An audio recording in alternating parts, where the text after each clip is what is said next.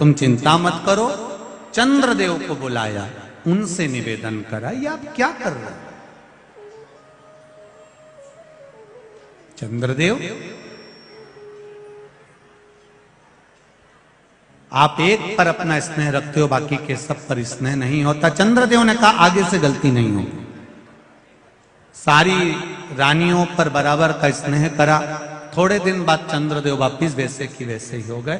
रोहिणी पर उनका स्नेह प्रबल हो गया। फिर वापिस उन्होंने सब पर स्नेह करना बंद कर दिया। शिव कथा कह रहे, शिव महापुराण की कथा कर रहे। अब की बार चंद्र को बुलाया और चंद्रदेव को बुलाकर कहा कि चंद्रदेव, तुमने फिर गलती कर दी है। मैं श्राप देता हूं तुमको चंद्रदेव, तुम्हारी काया का तुमको जो अभिमान है, ये काया छिन्न हो जाए। चंद्रदेव की काया छिन्न हो रही, टपक रही।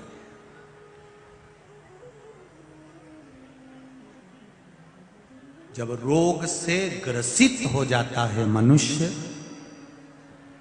किसी का एक्सीडेंट हो गया, कोई रोग आ गया, कोई बीमारी आ गई, तब उसको याद आता है कि मुझे शिव की शरण जाना। और शिव महापुराण की कथा कहती है, जब हम गंभीर बीमारी से ग्रसित होंगे तब भगवान के पास जाएं। उससे अच्छा है शरीर में अगर थोड़ा भी रोग आया है तो हम उससे पहले ही क्यों ना भगवान की भक्ति में डूब जाएं, भगवान की शरण में चलें। बहुत पत्र हैं, इन पत्रों में लिखा है, बहुत सी पत्रों में किसी का एक कैंसर वाला पत्र आया है कि कैंसर जैसी बीमारी हो गई थी, पर बाबा ने कृपा कर कर हमारे कैंसर को ठीक कर दिया। यहां तक पत्र हैं, पत्र बहुत हैं। चंद्रदेव रो रहे हैं, शरीर में कष्ट हो गया।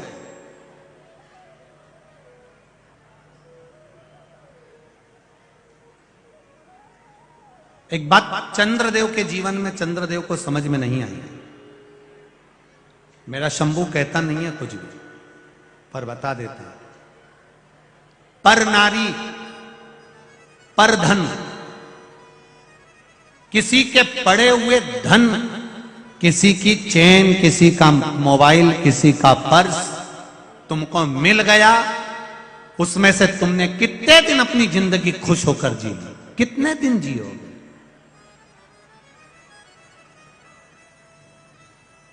फिर वापिस वही रोना जिंदगी का, और उससे अधिक रोना जीवन का है,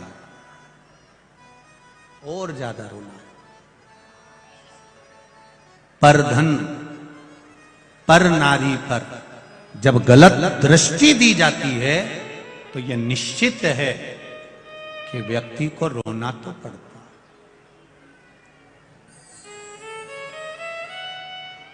भगवान ने शरीर दिया है, काया दी है, इसका इतना अहंकार मत करना कि अंत समय तुम्हारा रोग से ग्रसित होकर निकले।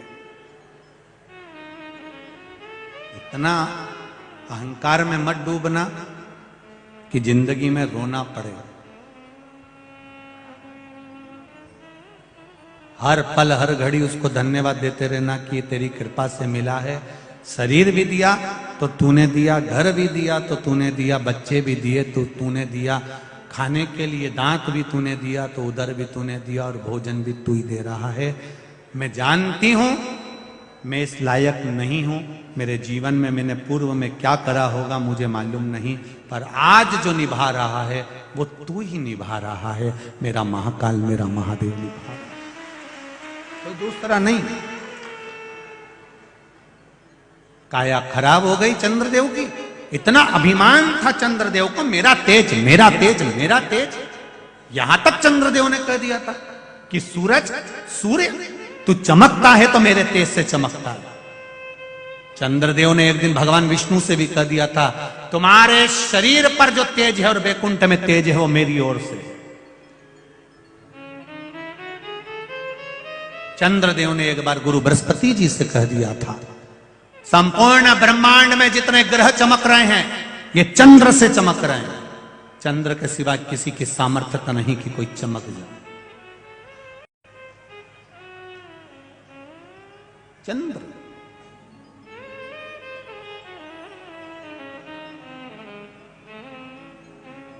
सारा अहंकार, काया का जो अभिमान था वो ले गया, पड़ा है कोई मतलब का।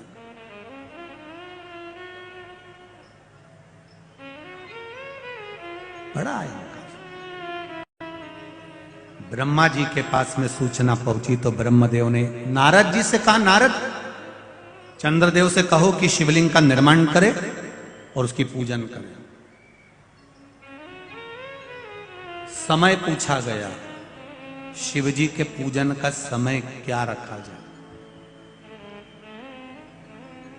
ब्रह्मा जी ने कह दिया, चंद्रदेव से कह दो संसार में जन्म लेने वाले मनुष्य का मौत का समय बता दे कि मरेगा कब। जब इंसान को मृत्यु का समय नहीं मालूम कि कब मरेगा तो पूजन का समय क्या पूछना। हर पल दिन रात भगवान की भक्ति ऐसे करो कि मैं अगले पल जीवित रहूंगा कि नहीं रहूंगा।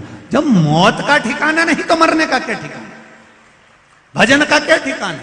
कोई कहता भगवान का भजन दिन में करो रात में मत करो, कोई कहे शाम को करो सुबह मत करो, कोई कहे अभी करो बाद में मत करो। सबकी सुनो। पर शिव महापुराण कथा कह रही है कि कब मरोगे तुमको मालूम है क्या।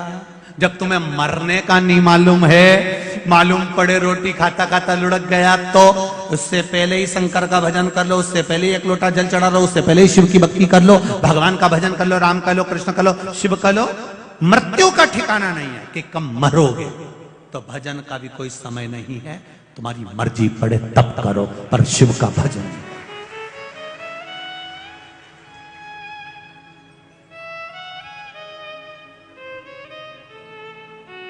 तुम्हारा मन पड़े तब भगवान का भजन करो। कब कब कई माताएं कहती है हम रजस्वला धर्म से हो गए तो क्या महाराज जी भगवान का नाम नहीं लेना चाहिए। हम कहेंगे मंदिर मत जाओ, हम कहेंगे देवालय मत जाओ, हम कहेंगे भोजन मत बनाओ, हम कहेंगे पूजन मत करो, पर हम ये कभी नहीं कहेंगे कि तुम भगवान का नाम मत लो। हर घड़ी, हर पल, हर क्षण, हर समय तुम्हारा जब मन पड़े तब भगवान का नाम लो। भगवान के नाम लेने के लिए कभी भगवान ने मना नहीं करा कि मेरा नाम मत लो। जैसे उदर भरने के लिए भोजन जरूरी है, आत्मा की तृप्ति के लिए भजन जरूरी। क्या घर में सूतक लग गई, सावड़ लग गई, घर में बच्चा हो गया या कोई मर गया तो क्या हम भगवान का नाम नहीं ले? कौन मना करता है कि भगवान का नाम ना लो। पूजन मत करो, मंदिर मत जाओ, आरती पूजन का स्मरण मत करो, पर नाम तो लो। नाम लेने में कोई मना नहीं। जपते रहो भगवान का नाम हर पल हर घड़ी। चंद्रदेव ने पूछा शिव जी की आराधना कब? तेरा मन पड़े जब कर, 24 घंटा शिव की स्तुति कर। चंद्रदेव ने शिवलिंग बनाया, पूजन करी, रोज पूजन करते, रोज अर्चना करते, रोज विनती करते। शिव जी प्रकट हो गए। एक कुंड, चंद्र कुंड प्रकट हो गया। उस कुंड से शंकर भगवान प्रकट हो गए। प्रकट होकर कहा ले इस कुंड में स्नान कर, तेरा चर्म रोग समाप्त हो जाएगा। चंद्र कुंड में चंद्र ने स्नान करा, रोग समाप्त हो गया। रोग गया, रोग समाप्त हुआ। चंद्रदेव ठीक हुए, भगवान सोमेश्वर महादेव के रूप में विराजमान हो गए। बोल सोमनाथ भगवान की। 12 ज्योतिर्लिंग में प्रथम ज्योतिर्लिंग सोमनाथ, जहां पर चंद्र कुंड है। जिस सोमनाथ जी के पास में भगवान शंकर के उस धाम के पास में भगवान कृष्ण भी आकर अपने प्राणों को त्यागना चाहते हैं, क्योंकि वहां से मैं मुक्त हो जाऊंगा, संसार के सारे बंधन छूट जाएंगे। ऐसे सोमेश्वर महादेव का स्मरण किया गया। भगवान अर्धनारीश्वर भगवान